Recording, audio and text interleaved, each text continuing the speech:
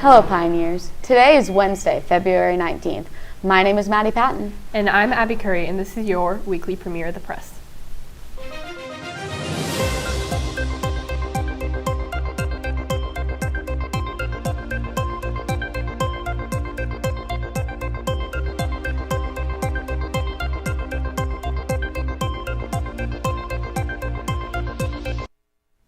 During today's show, we will be covering the sixth phase of the Israel-Hamas ceasefire, the unfortunate landing of a Delta airliner, and the arrest of Indiana teen charged with conspiracy to commit murder.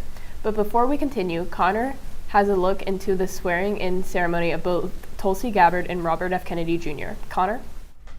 Thanks, Abby. It's been a busy past week for the Trump administration as President Trump's nominations for Director of National Intelligence and Health and Human Services Secretary were sworn in.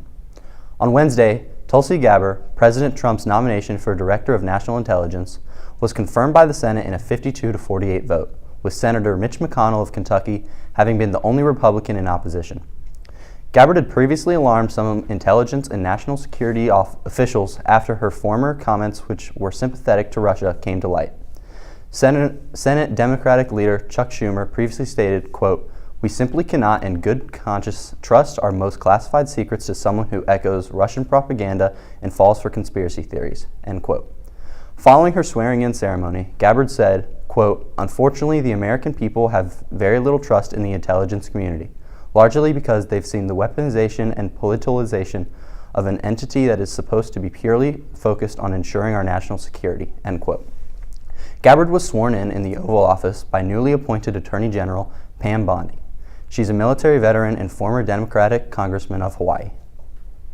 Similarly, President Trump's nominee for Health and Human Services Secretary, Robert F. Kennedy Jr., was confirmed by the Senate on Thursday in a 52-48 vote, with Kentucky Senator Mitch McConnell once again having been the only Republican to vote against the nominee. Due to Kennedy long having been a skeptic of vaccines, McConnell decided to vote against him, stating, "I'm a survivor of childhood polio. In my lifetime, I've watched vaccines save millions of lives from devastating diseases across America and around the world," end quote. He later added, quote, "I will not condone the relitigation of proven cures, and neither will millions of Americans who credit their survival and quality of life to scientific miracles," end quote. Kennedy was sworn in the Oval Office by Supreme Court Justice Neil Gorsuch. While there he was joined by his wife, several members of his family, as well as members of Congress. Kennedy later went on to talk about the first time he had ever been in the Oval Office, which was in 1961, when his uncle, John F. Kennedy, was President of the United States. With President's Day having been 2 days ago, here's Alex with a deeper look. Alex? Good morning. Let's take a closer look into President's Day. Okay, I'm Mr. Tierney, and I'm a U.S. History teacher here at OOHS High School. President's Day was established back in 1879 as a federal holiday to celebrate the birth of George Washington. So originally it was, and still to this day, it's by the federal government standards, it's known as Washington's birthday, but it has become known as President's Day throughout the United States ever since. All right, President's Day is a little bit complicated because in the eyes of the federal government, like I said, it's seen as a commemoration of Washington's birthday, but it's celebrated differently by different states throughout the country. Some states don't recognize it at all and do nothing, and those states had a lot of communist influences over the years, so that's why. The other states that do celebrate it, they tend to either commemorate Washington's birthday and Lincoln's birthday, President Lincoln's birthday.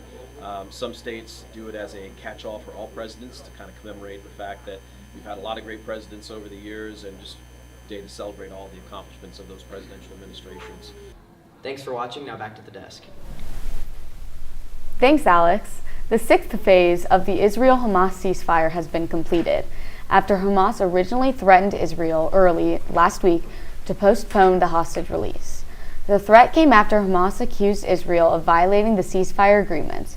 However, following warnings from President Trump, Israeli officials, and other Arab leaders, Hamas officials decided to continue with the exchange. Following Saturday's trade-off, approximately 19 Israeli and 5 Thai hostages have been released by Hamas, while over 1,000 Palestinian prisoners have been released by the Israeli government. At least 18 people have been reported injured after a Delta aircraft traveling from Minneapolis to Canada landed and flipped upside down at Toronto Pearson International Airport on Monday. All 80 people on board survived the crash. However, 3 have been transferred to nearby hospitals and are described to be in critical condition. Among the 3 includes a pediatric patron. When interviewed by CNN, passenger Pete Kowkov described the incident saying, quote, "We hit the ground, and when we were sideways, and then we were upside down hanging like bats," end quote. This is one of the many unfortunate air travel-related incidents to occur in North America this year. In particular, this incident occurred nearly 3 weeks after a military helicopter collided with a commercial jet mid-air, taking the lives of 67 people over the Potomac River located in Washington, D.C. An Indiana teen has been charged with the conspiracy to commit murder, along with 2 terrorism charges, after she was anonymously tipped off to authorities last Monday with the intent to commit a school shooting. Last Monday, an unknown person contacted the Sandy Hook tip line to provide information on a friend who had access to an AR-15, had just ordered a bulletproof vest, and had an obsession with Nicholas Cruz, the gunman responsible for taking the lives of 17 people in the Parkland school shooting, which occurred 7 years ago. According to the affidavit, the teen called the incident, quote, "Parkland Part 2, end quote, and had been in contact with users on the popular social platform Discord, discussing her plan to carry out the attack. Fortunately, the FBI was able to track the IP address associated with the Discord account back to the teen, where they were later able to make an arrest. Mooresville, the area where the crime was set to take place, is a small town about 10 miles south of Indianapolis and has a population of roughly 10,000 residents. Mooresville Police Chief Kerry Buckner said, quote, "To think somebody was plotting to hurt a lot of individuals, of kids, future leaders of this country, or whoever, is pretty disturbing," end quote. That's all for our show today, Pioneers. As always, thanks for watching. For the press, I'm Maddie Patton. And I'm Abby Curry. Make sure to tune in next Wednesday for more national news and have a great rest of your week.